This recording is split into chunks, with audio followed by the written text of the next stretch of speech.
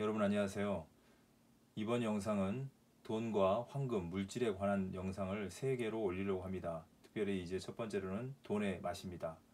여러분들에게 소원을 말하라면 어떤 걸 말씀하시겠습니까? 바라는 게 무엇이냐? 그걸 이루어 주겠다. 무슨 소설 속에서나 신화 속에서 나오는 이야기죠. 소원을 말하라면 어떤 걸 말씀하시겠습니까? 각자 여러 가지를 말하겠죠. 물론 저에게도 소원이 있습니다. 바라는 일이 있죠. 소원이란 바라고 원하는 일입니다. 내가 바라고 원하는 일이 잘 되길 바라죠.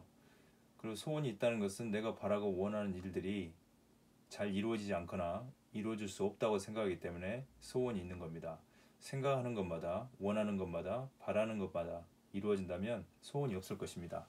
돈의 맛이란이라는 주제로 영화도 개봉했습니다. 우리나라 영화에서는 이분들이 바라는 이 여성분, 제일 위에 있는 여성분은 탐욕, 그 이상의 것을 바라고 계십니다. 이 밑에 직원입니다. 김강호 씨. 이분은 욕망, 그 이상의 것을 추구하고, 왼쪽에 있는 분은 저 위에 두 분의 따님이신데, 이 따님은 욕정, 그 이상의 것을 바랍니다. 그리고 이 옆에 있는 탐욕의 그 이상을 바라는 윤여정 분의 남편 백윤식, 이분은 권력 그 이상을 바랍니다. 아주 흥미로운 영화고 재밌게 저도 봤습니다. 흥미롭고 재밌게 본 영화입니다. 근데 탐욕이 있다는 것은 좀 결핍이지 않을까. 권력도요. 이미 권력을 다 가졌어도 더 갖고 싶은 욕망, 그리고 탐욕도 마찬가지죠.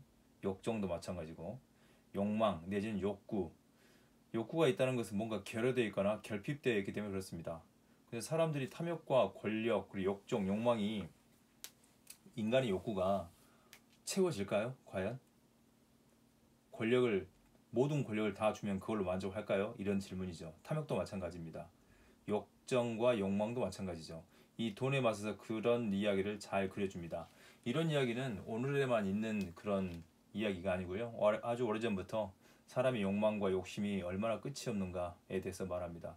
욕망과 욕심이 있다는 것은 결핍을 의미할 수 있습니다. 뭔가 결여되어 있기 때문에 추구하는 거죠. 여러분, 배가 부르다고 생각해 보세요. 배가 부른데 뭘 더 먹고 싶겠습니까? 너무 배가 부르면 먹는 것 자체가 힘들어집니다. 그리고 그게 고통이 되는 거죠. 욕망 자체가 결여되어 있지 않는 거죠. 욕구 자체가. 그런데 인간의 탐욕과 권력, 욕정, 욕망은 끝이 없습니다. 그 이상을 바라는 거죠. 이런 이야기가 변신 이야기에 있습니다. 변신 이야기를 쓰신 분은 오비디우스라고 말씀드렸고, 오비디우스는 로마의 훌륭한 두 명의 시인입니다. 오비디우스와 베리길리우스가 있습니다. 그리스에는 여러분도 잘 아신 것처럼 호메로스 일리아스를 쓰신 호메로스, 그리고 신들의 계복 혹은 신통기를 쓰신 헤시오도스, 이렇게 그리스의 두 명의 훌륭한 서사 시인, 그리고 로마의 훌륭한 시인, 변신 이야기를 쓰신 오비디우스가 이런 이야기가 나옵니다. 미다스에 관련된 이야기 나옵니다. 여러분들 잘 아신 것처럼 황금손이죠. 미다스와 바쿠스, 이런 그림이 있습니다. 이 둘 중에 어떤 분이 미다스고 누가 바쿠스겠습니까? 예, 무릎 꿇고 있는 분이 미다스 왕이고, 저렇게 옷을 벗고 있는 분 바쿠스. 여러분, 바카스 아시죠? 그 바카스가 바쿠스입니다. 그리스어로는 디오니소스입니다. 디오니소스는 포도주의 신입니다. 로마 말로는 바쿠스가 되는 거죠. 우리는 지금 바카스, 피로 회복제라고 하는데, 그래, 바카스, 바쿠스, 디오니소스 다 같은 신의 이름입니다. 디오니소스 신이 옆에 이렇게 누워 있는 분이 실레노스라고 디오니소스의 스승이십니다. 이 디오니소스의 스승이 매일 술에 취해 있는 거죠. 주변에 포도주에 술이 취해서 다 자고 있습니다. 포도주의 신이니까요. 근데 미다스가 이렇게 청하고 있는 거죠. 왜 이런 장면의 그림을 그렸는지 이제 그런 이야기를 해보겠습니다. 어느 날 디오니소스, 포도주의 신은 그의 어릴 때 스승이며 양부인 실레노스가 행방불명된 것을 알게 되었습니다. 실레노스가 행방불명된 것이 아니라 술에 취해 방하고 있었던 것입니다. 술에 취한 그를 농부들이 발견했습니다. 농부들은 일을 하는 사람이기 때문에 실레노스가 포도주의 신인 디오니소스 혹은 바카스의 신인지 몰랐습니다. 바쿠스의 신인지, 그 스승인지 몰랐다는 거죠. 그렇지만 이 실레노스, 술에 취한 사람이 괜히 고귀해 보이니까 농부들은 미다스에게 술에 취한 노인을 데려갔습니다. 미다스 왕은 그 노인이 디오니소스의 스승이라는 것을 단번에 알아보았습니다. 미다스는 실레노스에게 호의를 베풀었습니다. 열흘에 걸쳐서 밤낮 가리지 않고 잔치를 열어서 이 실레노스를 환영해 주었습니다. 환대한 겁니다. 열 하루 만에 미다스는 실레노스를 무사히 그의 제자인 디오니소스에게 돌려보냈습니다. 디오니소스가 이제 실레노스가 자기에게 돌아온 것을 알고 행방불명인 줄 알았는데 돌아온 걸 알게 된 디오니소스는 호의와 환대에 대한 답례를 약속했습니다. 그것은 미다스가 원하는 것이 무엇이든지 이루어 주겠다는 것이었습니다. 이것은 소원이죠. 소원은 다 이루어지겠다는 건데 이것은 즐겁긴 하지만 무익한 선물이었습니다. 이 변신 이야기에 이렇게 써져 있는 거죠. 선물을 악용할 운명을 타고난 미다스는 무엇이든 자기의 손이 닿는 것은 황금으로 변하게 해달라고 간청했습니다. 디오니소스는 미다스의 선택이 더 좋은 선택을 하지 않는 미다스에게 유감스러웠지만 신이 약속했기 때문에 약속을 지켰습니다. 자신의 재앙을 가벼이 여긴 미다스는 새로운 힘을 얻는 것을 기뻐하였습니다. 과연 그 약속이 진실인지 거짓인지를 확인해 보기 위해서 모든 물건을 만져보았습니다. 미다스는 참나무 가지를 꺾자 순간 그것이 황금으로 변했고 돌을 주워들자 그것 역시 황금으로 변했습니다. 잔디를 만지자 그것도 마찬가지였습니다. 사과나무에서 열매를 따자 그 역시 황금으로 변했습니다. 모든 것이 황금으로 변하는 상상을 하자 그는 마음속으로 자신의 희망을 감당할 수 없을 지경이었습니다. 너무너무 기뻤던 것이죠. 미다스는 무척 기뻤고 집으로 돌아왔습니다. 돌아온 하인들에게 배고프니까 음식을 장만하라고 명령했습니다.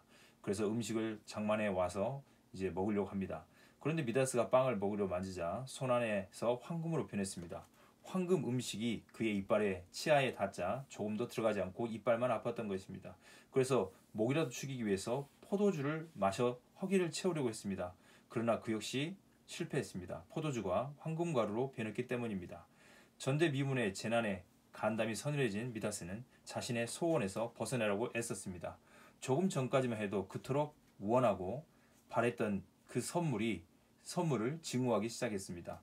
아무리 증오해도 무엇을 하려 해도 모든 것이 헛된 일이었습니다. 굶주림으로 인한 죽음이 미다스를 기다리고 있었습니다. 미다스는 금으로 빛나는 양팔을 들고 황금의 멸망으로부터 구원해달라고 디오니소스님께 신께 예언했습니다.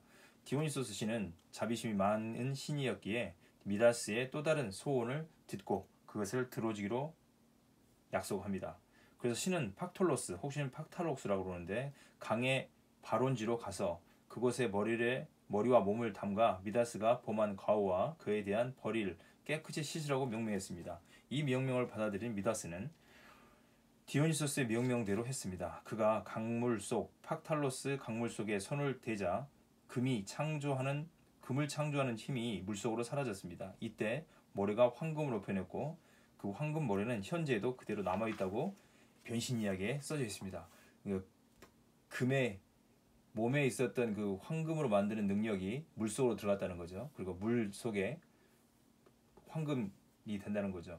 이 이야기가 주는 교훈은 무엇일까요? 바라는 것이 자기가 원하는 것이 다 충족돼도 그 충족된 걸로 인해서 본인이 고통받는다는 이야기를 하는 거라고 말할 수 있습니다.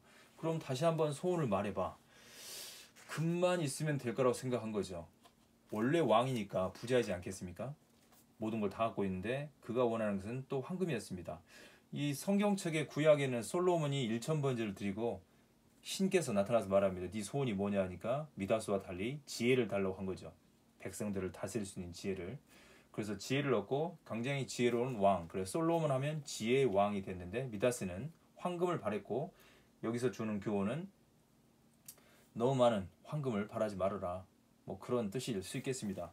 어쨌든 미다스 이야기는 오비디우스의 변신 이야기라는 작품에 들어있는 것을 방금 보았습니다. 오비디우스는 미다스를 왕이 아니라 어리석은 인간을 대표하는 상징물로 묘사하고 싶었을 것입니다. 황금에 대한 미다스의 과대한 욕망의 불행한 결말을 통해 사람들에게 세상에는 황금, 물질보다도 더 가치 있는 것이 많다는 경종을 울리려고 했을 것입니다. 이게 한 2000년 전에 이런 이야기를 가지고 있는 거죠. 물론 그때나 지금이나 돈, 황금, 물질을 좋아하는 것은 인간의 누구나 가지고 있는 욕망, 욕구라고 할 수 있겠습니다. 오비디우스는 미다스의 편향된 삶의 태도에 대해 계속 이야기합니다. 이 미다스의 왕 그 이후에 대한 이야기가 또 이어져 있는데요. 오비우스는 어떤 이야기를 써놓냐면 미다스는 황금의 진저리가 나서 왕궁을 떠나서 숲과 들판을 찾아다니며 산속 동굴에서 사는 판신만을 숭배하게 됐습니다. 이제 궁전을 떠나서 숲속으로 들어가게 된 거죠. 여기에서 이제 판신을 섬기고 판신은 음악을 잘하거든요. 그 음악의 키타라, 리란가 그걸 좋아하게 됩니다. 판신이 음악을 하는 걸 숭배하게 되는 거죠. 그러나 미다스는 여전히 미련한 사람인지라 그의 어리석은 생각은 또다시 이전처럼 자신에게 해를 끼치게 되었습니다. 그 전에 왕궁에서는 금이 본인에게 해악을 끼쳤다면 이때는 판단입니다. 판은 모든이란 뜻입니다. 그리스어로 판은 모든 신이죠. 판은 부드러운 요정들 앞에서 자기의 노래를 뽐내며 밀랍으로 이어붙인 갈대로 가벼운 곡을 연주하는 동안 아폴론 신의 음악이 자신의 것만 못하다고 헐뜯었습니다. 아폴론도 음악의 신인데 판이 헐뜯은 거죠. 근데 판을 숭배하는 것은 미다스입니다. 그래서 판이 하는 말을 다 듣는 겁니다. 판의 신의 음악과 말을 더 숭배하는 거죠. 판의 음악은 판을 숭배하는 미다스의 귀에만 감미로웠습니다. 다른 신과 요정에게는 예술가인 아폴론의 음악이 더 아름답게 들렸습니다. 판과 아폴론의 음악 중 아폴론의 것이 더 훌륭했고 신성한 산신인 역시 그렇게 판정했습니다. 이 가운데 있는 분이 산신인 거죠. 그리고 이 아폴론 그리고 이쪽은 판입니다. 키타라 이건 뭐 리란 거 봅니다. 이렇게 치는데 이쪽이 아폴론이고 이쪽은 판이 신인 거죠. 이제 미다스 왕은 그 뒤에 있는 걸로 여기 있는 걸로 보입니다. 그래서 누가 더 훌륭하냐라고 할 때 손가락질하는 거죠. 판이라고 아폴론이 아니라고 혼자만 그렇게 들리는 겁니다. 산신의 판단은 모든 이의 마음에 들었지만 미다스에게만 공정하지 않았습니다. 미다스는 산신의 판정을 부정한 벌로 여러분 잘 아시는 것처럼 당나귀 귀를 갖게 됩니다. 귀를 더 크게 열어서 듣게 만드는 거죠. 그는 이 사실을 감추고 싶어 자줏빛 모자를 쓰게 됩니다. 이렇게 모자를 쓰고 있는 겁니다. 당나귀 귀가 보이는 거죠. 벌에 대한 대가입니다. 잘못 들은 거죠. 모두가 아폴론 신의 음악이 좋은데 혼자만 판을 숭배하기 때문에 판의 신의 음악이 더 좋다고 합니다. 또 다른 그림을 보면 미다스의 심판이죠. 또 다른 그림에도 똑같이 합니다. 이쪽은 판신, 이쪽은 아폴론 신. 아폴론은 리라라고 부르는 것 같습니다. 키타라라고 부르는 것 같습니다.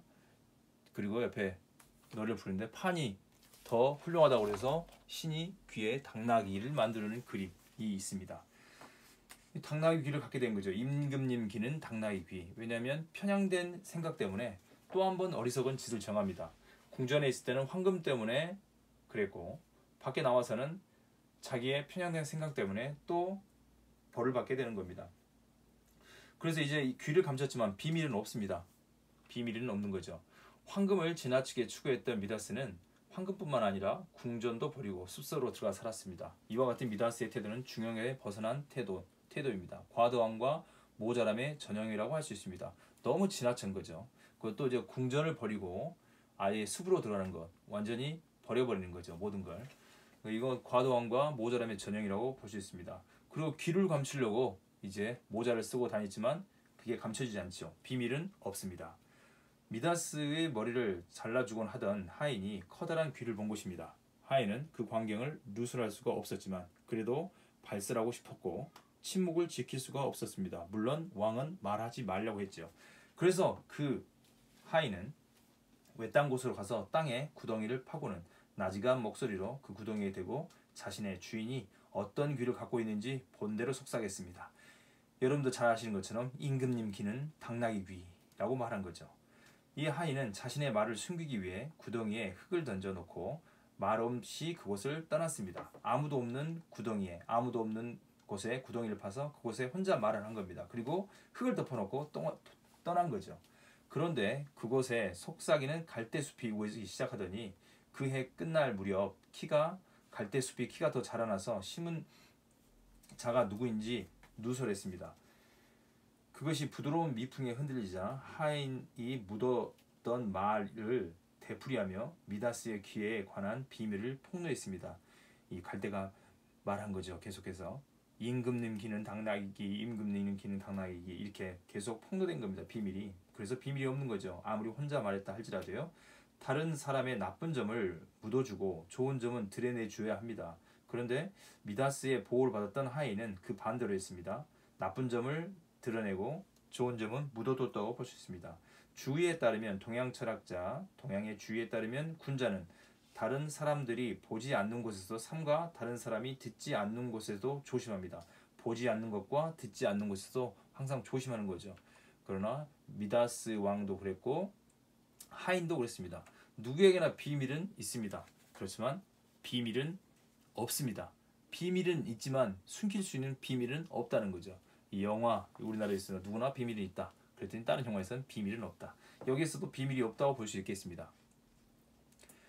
이 군자의 중용, 소인은 치우치거나 지나칩니다. 동서양의 지혜자가 군자는 중용에 따라 행동하고 소인은 중용에 반하여 행동한다는데 여기서 드러나는 이야기들이 그런 것 같습니다.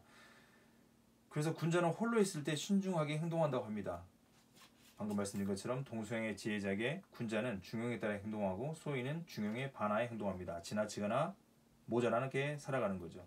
군자의 중용이란 덕을 갖추고 있으면서 때에 맞추어 중용, 알맞음, 적절함에 따라 행동한다는 것을 뜻합니다.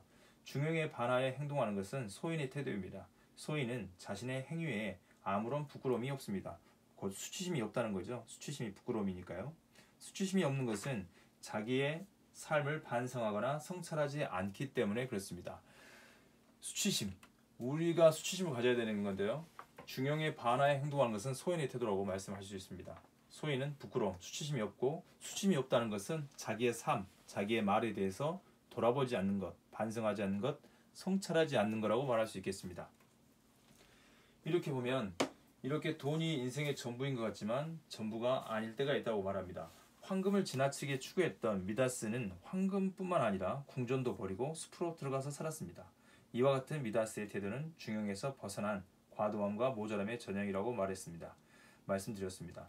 요즘은 우리가 살 때 모두 다 매달 급료, 월급을 받고 삽니다. 급료는 예전에는 현금으로 받았지만 지금은 현금으로 받지 않고 통장으로 지급받습니다. 오프라인과 온라인에서의 상품 구매는 현금 결제보다도 계좌 이체나 요즘에 카톡으로도 보내죠. 카톡으로 금융을 계좌 이체하거나 신용카드에 의해서 결제하는 것이 높아지는 추세입니다. 현금을 잘 갖고 다니지 않습니다. 예전에는 황금 아니면 현금 이런 걸 갖고 다녔는데 지금은 현금도 황금도 갖고 다니지 않고 핸드폰에서 카카오페이나 아니면 신용카드도 휴대폰으로 거의 다 합니다. 예전에는 신용카드 들고 다녔는데요. 이렇게 해서 결제합니다. 현금을 갖고 다니지도 않고 황금을 가지고 다니지 않습니다. 오히려 눈에 보이지 않는 가상의 돈을 가지고 다니는 거죠. 미다스가 황금을 실어서 버린 것과 달리 현대의 결제 방식의 변화는 현대인을 현금으로부터 멀리 떨어뜨렸습니다. 현금을 가지고 다니지 않으니까요. 자본주의에서의 화폐는 필수품입니다. 필수품 없이 일상생활을 하는 것은 힘듭니다. 과거 사람에 비해 현대인은 화폐보다는 신용카드를 가지고 다니며 현금 사용보다는 신용카드의 사용을 더 선호합니다. 더 편리하니까요. 현금을 갖고 다니지 않아도. 현금을 가지고 다니면 잃어버릴 위험도 있는데 신용카드는 잃어버리면 정지시키면 되거든요. 그러니까 현금을 저도 지갑을 한번 택시에 놓고 내린 적이 있었는데 지갑 안에 현금이 들어있었습니다. 신용카드도 같이 들어있었고 놀라운 것은 지갑이 그 다음날 돌아왔습니다. 저희 집 경비실로요. 주민등록증도 같이 있었으니까.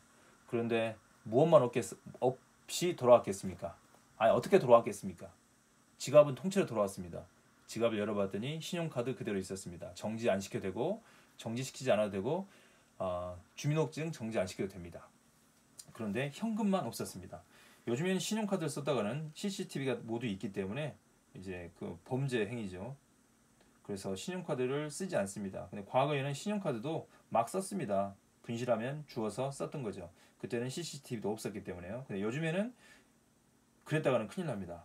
택시에 놓았으니까 택시 기사님이 주었는지 누가 주었는지 알 수는 없겠지만 어쨌든 지갑은 저에게 왔는데 현금은 오지 않았던 거죠. 지금은 소비할 때 현금을 그렇게 많이 쓰지 않습니다. 소비할 수 있는 거액의 현금을 지갑에 갖고 다니면 불편합니다. 무겁기도 하고요. 과거에는 과시용으로 지갑을 두껍게 가지고 다녔는데 지금은 불편합니다. 지갑의 부풀음과 무게, 분실의 우려가 몸과 마음을 불편하게 만들기 때문에 그렇습니다. 현금에 비해 신용카드는 크기와 무게, 사용에서도 간편하고 편리합니다. 그러나 현금의 불편함은 낭비를 억제하는 방면, 돈을 많이 갖고 다니니까 어떤 물건을 사면 계속 현금이 줄어들지 않습니까? 그러니까 낭비를 좀 억제할 수 있는 거죠. 돈의 줄어듦을 확인하게 되니까요. 신용카드의 편리함은 소비를 넘어 낭비를 조장하는 것 같습니다. 왜냐하면 신용카드에서는 돈이 얼마가 사라진지는 알 수가 없습니다. 물론 한도액 초과되면 그때서야 깨닫게 되겠지만 한도액이 높으면 높을수록 빚을 더 많이 지게 되는 거죠. 신용카드의 편리함은 소비를 넘어서 낭비를 조장하는 거죠. 그러니까 고액의 상품을 구매하려 할 때 현금 사용자는 상품뿐만 아니라 자신의 지출에 대해 신중한 태도를 취하는 경향이 있었습니다. 현금이 나가니까 이걸 사야 될지 말아야 될지 돈을 지급하면서 돈은 현금을 지불하면서 이거 내 돈이 너무 많이 나가네 이렇게 생각하는데 하지만 신용카드 사용자는 현금을 보고 만지지 않기에 돈의 지출보다는 상품의 소유에 더 관심을 갖게 됩니다. 이 상품을 내가 갖는다는 것 그 자체의 목적이 있는 거죠. 돈이 내가 사라진다는 것보다도 이 때문에 직접 현금을 사용할 때보다도 신용카드를 사용할 때는 쓸모없는 지출에 대한 유혹에 더 쉽게 빠진다고 할 수 있겠습니다. 한번 스치기만 하면 마음대로 처분할 수 있는 신용카드는 낭비를 부추긴다고 볼 수 있겠습니다. 현금을 쓸 때보다 신용카드를 쓸 때가 더 낭비를 부추긴 거죠. 그래서 사람들에게 소원을 말이라 보라 그러면 더 많은 돈을 갖기 원합니다. 왜냐하면 더 많은 상품을 소유하기 위해서 그런 거죠. 그럼 상품의 소유는 왜 더 많이 소유하고 싶을까요? 물론 필요와 편리를 위해서, 편안함을 위해서 소유하기도 하지만 과시욕 내지는 남에게 남보다 더 내가 더 낫다라는 것, 과시욕이죠. 과시하기 위해서 하기도 합니다. 생각해 봐야 되는 거죠. 예나 지금이나 돈을 추구하는 것은 너무 많이 추구하는 것은 지나친 겁니다. 아예 돈 필요 없고 나는 그냥 자연 상태로 살겠다. 나는 자연이다. 이것도 너무 모자란 상태인 거죠. 이런 지나침과 모자람의 중간을 가야 되는데 미다스 왕은 그렇지 못했습니다. 그리고 왕궁을 벗어나고 왕의 자기도 버려버리고 숲에 가서는 또다시 판신 한쪽에 편향된 중용에서 벗어난 거죠. 편향된 것 때문에 귀가 당나귀가 되었던 겁니다. 그리고 그 귀를 감추려고 했지만 그것은 비밀로 되지 않았습니다. 비밀은 없고 비밀은 감춰지지 않은 거죠. 누가 그의 비밀을 누설했냐면 미다스 왕의 머리를 잘라줬던 이발사 하인이 그런 일을 벌한 겁니다. 이런 이야기를 가지고 미다스의 황금의 손에 대한 이야기도 있고 또 우리나라도 임금님은 당나귀 귀해서 이렇게 하는 그런 이야기들이 많습니다. 여기서 나오는 이야기가 주는 교훈이 무엇입니까? 지나치지 말라는 거죠. 그리고 사람들에게는 비밀이 있을 수가 없다. 근데 그 비밀을 누설하는 것은 멀리 있는 사람에게 아니고 가까이 있는 사람이란 거죠. 또 미다스 왕은 다른 애니메이션 보면 그래요. 자기 딸을 사랑해서 만졌는데 황금이 되어서 그때서야 비로소 딸을 황금에서 벗어나게 하려고 이 저주에서 벗어나게 달랬다고 하는 것도 있는데 이 변신 이야기에서는 그런 말들을 써놓지 않습니다. 방금 했던 이야기로만 마무리 짓고 두 가지 이야기가 같이 있습니다. 미다스의 황금의 손에 관한 황금의 손으로 변한 이야기 그리고 팍탈로스 강에 가서 자기의 저주받은 황금 능력을 물에 넣었던 것 그리고 당나귀 귀가 두 개가 이야기가 있는데 이 두 가지 이야기를 통해서 많은 사람들에게 교훈을 주려고 했던 것 같습니다. 사실은 사람들이 황금으로 만들 수 있는 능력을 갖고 있지 않지 않습니까? 그래서 신화에서는 사람들로 하여금 사람들의 욕망, 그 욕망의 끝은 어떤 것인지 또 사람들의 편향된 결과 그게 어떤 것인지에 대해서 보여주고 교훈하려고 써놓은 거죠. 저희들이 신화를 읽을 때는 그런 의미가 있습니다. 그걸 여러 가지 책을 읽는다는 것도 그런 의미죠. 많은 교훈과 지혜 내지는 어떤 반성을 하기 위해서 하는 겁니다. 이런 이야기는 이제 중용에 반하는 행동하는 것은 소인의 태도라고 동양에서는 그런 신화적 이야기를 하지 않고 그냥 말해줍니다. 중용에 반하는 행동은 소인의 태도다. 소인은 자신의 행위에 아무런 부끄러움이 없다. 수치가 없는 것은 자기의 삶을 반성하지 않거나 성찰하지 않기 때문이다 말하고 주의의 경우는 방금 말씀드린 것처럼 군자는 다른 사람들의 보지 않는 곳에서도 삼가고 조심하고 다른 사람이 듣지 않는 곳에서 조심한다. 그렇지만 우리 방금 보았던 미다스의 하인은 보이지 않는 곳에서, 사람이 보이지 않는 곳에 구덩이를 파서 말을 해버린 거죠. 그런데 그 구덩이가 말을 숨겨주는 게 아니고 오히려 거기서 갈대가 자라나서 갈대가 속삭이면서 그 비밀이 누설되는, 미풍에 흔들려서 누설됐다는 이야기를 보여줍니다. 이제 다음 영상에서는 이제 신사, 신용카드를 넘어서 신사가 뭘지, 돈이 뭔지, 화폐 만능주의에 대해서 보도록 하겠습니다. 다음 영상 돈의 맛 2에서 찾아뵙도록 하겠습니다. 수고하셨습니다.